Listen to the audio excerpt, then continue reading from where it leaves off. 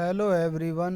आज मैं बात करने वाला हूँ sentence and their kinds chapter के पार्ट 2 के बारे में। ये बहुत ही महत्वपूर्ण क्लास होने वाली है। चलिए शुरू करते हैं। जैसे कि आप देख रहे हैं, parts of subject and predicate, मतलब सब्जेक्ट और प्रेडिकेट के भाग। Parts of a subject, subjects के भाग। सब्जेक्ट के अंतर्गत एक शब्द भी हो सकता है तथा एक से अधिक शब्द भी हो सकते हैं। ऐसा नहीं है कि सब्जेक्ट में केवल नाउन ही होगा या प्रोनाउन। इस एक से ज़्यादा शब्द भी हो सकते हैं। एक से अधिक शब्द होने पर सब्जेक्ट के मुख्यतः 3 भाग होते हैं: डिटरमिनर, क्वालिफायर तथा मेन वर्ड या फिर हेड वर्ड। अगर एक से ज़्यादा होंगे तो मुख्यतः 3 भाग हो सकते हैं: डिटरमिनर, क्वालिफायर, मेन वर्ड या फिर हेड वर्ड। मेन वर्ड और हेड वर्ड एक ही बात है। जब सब्जेक्ट की व्याख्या करने के लिए एक शब्द का प्रयोग होता है तो उस शब्द को क्वालिफायर कहते हैं तथा यह सब्जेक्ट से पहले प्रयुक्त होता है। और जब सब्जेक्ट की व्याख्या करने के लिए इससे पहले का मतलब सब्जेक्ट से पहले जो हेड वर्ड है उससे पहले 2 शब्दों का प्रयोग होता है तो पहले शब्द को डिटरमिनर कहते हैं तथा दूसरे शब्द को क्वालिफायर कहते हैं। बढ़ते हैं आगे। जैसे सम बॉयज हैव वेटन हिम, कुछ लड़कों ने उसे पीटा है। तो यहाँ पर जो पहला वर्ड है सम, ये क्वालिफायर है। दूसरा वर्ड वॉइस, ये मेन वर्ड है। और हैव बीटन हिम, ये प्रेडिकेट है। तो कुल मिलाकर जैसा अभी पीछे पढ़ा था कि जब एक शब्द का प्रयोग होगा तो वो क्वालिफायर होगा और 2 शब्द होंगे मेन वर्ड से पहले, तो पहला डिटरमाइनर और दूसरा क्वालिफायर। जैसे कि आप यहाँ पर देख रहे हैं, पहला क्वालिफायर है सम और उसके बाद बॉयस मेन वर्ड है। तो मेन वर्ड से पहले एक ही शब्द है सम, इस वजह से ये क्वालिफायर है। दूसरा एग्जाम्पल है, beautiful girl goes to temple, एक सुंदर लड़की मंदिर जाती है। तो यहाँ पर गर्ल मेन वर्ड है तो मेन वर्ड से पहले 2 वर्ड आए हैं ए और ब्यूटीफुल, तो इस वजह से यहाँ पर ए डिटरमाइनर है और ब्यूटीफुल क्वालिफायर है। आगे नोट, इट एवं देयर का प्रयोग भी सब्जेक्ट की तरह किया जाता है, परंतु इट एवं देयर का वाक्य में कोई शाब्दिक अर्थ नहीं होता जब ये सब्जेक्ट रूप में होता है। इस प्रकार प्रयोग किए गए इट एवं देयर को न्यूट्रल या इंट्रोडक्टरी सब्जेक्ट कहा जाता है। जैसे इट इज समर, गर्मियों का मौसम है। देयर वाज ए मंकी, एक बंदर था। तो यहाँ पर देयर माने वहाँ होता है, लेकिन यहाँ देयर का कोई अर्थ नहीं है। इट माने यह होता है, लेकिन यहाँ पर इट का कोई अर्थ नहीं है। आगे बढ़ते हैं।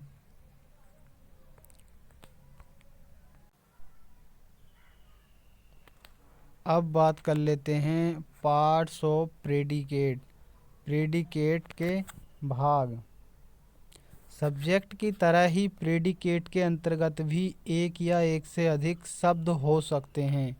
जब प्रेडिकेट में एक शब्द हो तो वह शब्द वर्ब होगा तथा जब प्रेडिकेट में वर्ब के साथ अन्य शब्द भी प्रयुक्त हुए हों तो वे वर्ब के ऑब्जेक्ट डायरेक्ट व इनडायरेक्ट या कॉम्प्लीमेंट होंगे। कहने का मतलब यह है, अगर एक शब्द होगा तो वो वर्ब होगी, अगर एक वर्ब के साथ और भी शब्द होंगे तो या तो उसके बाद वो डायरेक्ट ऑब्जेक्ट होगा या इनडायरेक्ट ऑब्जेक्ट होगा, या दोनों एक साथ हो सकते हैं, या फिर कॉम्प्लीमेंट होगा। आगे बढ़ते हैं। जैसे डायरेक्ट ऑब्जेक्ट को पहचानने हेतु वर्ब के साथ व्हाट लगाकर प्रश्न करने पर प्राप्त उत्तर डायरेक्ट ऑब्जेक्ट होता है। जैसे सी रीड्स ए बुक, वह एक पुस्तक पढ़ती है।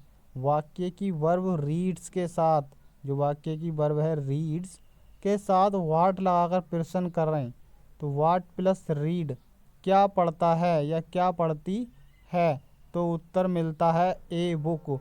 अतः यह डायरेक्ट ऑब्जेक्ट है।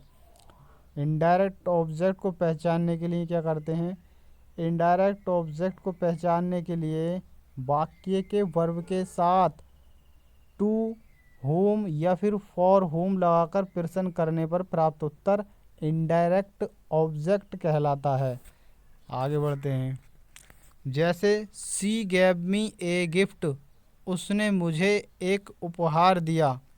तो यहाँ पर वाक्य का वर्ब है गैव, उसके साथ gave plus to home. To home का मतलब होता है किसको, लगाकर प्रश्न करने पर उत्तर आता है मी, जो इनडायरेक्ट ऑब्जेक्ट है। सामान्यतः इनडायरेक्ट ऑब्जेक्ट वाक्य में डायरेक्ट ऑब्जेक्ट से पहले आते हैं, पर अगर ये बाद में आते हैं तो ऑफ या टू के साथ आते हैं। जैसे ही रन्स, तो यहाँ पर ही सब्जेक्ट है और रन्स वर्ब है। जैसे कि अभी आपको बताया था, एक शब्द होगा प्रेडिकेट रूप में तो वो वर्ब होगा। वह दौड़ता है तो ही सब्जेक्ट है और रन्स वर्ब है।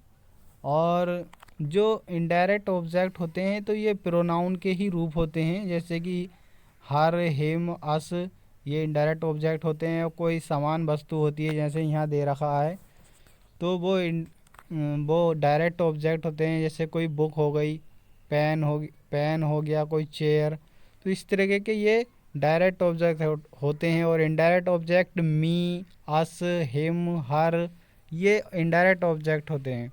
आगे बढ़ते हैं। दूसरा example, he rights an application, वह एक प्रार्थना पत्र लिखता है। तो यहाँ पर ही सब्जेक्ट है, सब्जेक्ट को छोड़कर जितना भी पार्ट बचा वो प्रेडिकेट है। अब प्रेडिकेट के भी भाग हैं। राइट्स इसमें वर्ब है, एन एप्लीकेशन डायरेक्ट ऑब्जेक्ट है। तीसरा example, she gifted me A mobile, उसने मुझे एक मोबाइल उपहार दिया। तो यहाँ पर सी सब्जेक्ट है, बाकी पार्ट प्रेडिकेट है। प्रेडिकेट के पार्ट्सों में गिफ्टेड वर्ब है और मी इनडायरेक्ट ऑब्जेक्ट है और ए मोबाइल डायरेक्ट ऑब्जेक्ट है। बढ़ते हैं आगे। चौथा example, she gifted a pen to me. तो यहाँ पर पहले की तरह ही इस वाक्य का अर्थ है, उसने मुझको एक कलम उपहार दिया। तो यहाँ पर सी सब्जेक्ट है, बाकी जो पार्ट है gifted a pen to me, तो ये इनडायरेक्ट ऑब्जेक्ट है। तो यहाँ पर gifted to me indirect object है, gifted a pen gifted verb है, ए पेन डायरेक्ट ऑब्जेक्ट है, टू मी इनडायरेक्ट ऑब्जेक्ट है।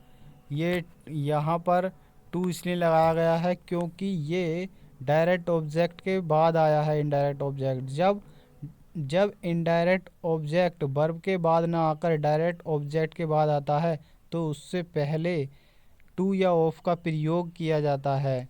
तो यहाँ पर ये मी बाद में आया, इस वजह से यहाँ पर टू लगाया गया है। अगर ये मी पहले आता तो यहाँ पर टू नहीं लगाया जाता। जैसे कि सी गिफ्टेड मी ए पेन, तो इस वजह से यहाँ टू लगाया गया है।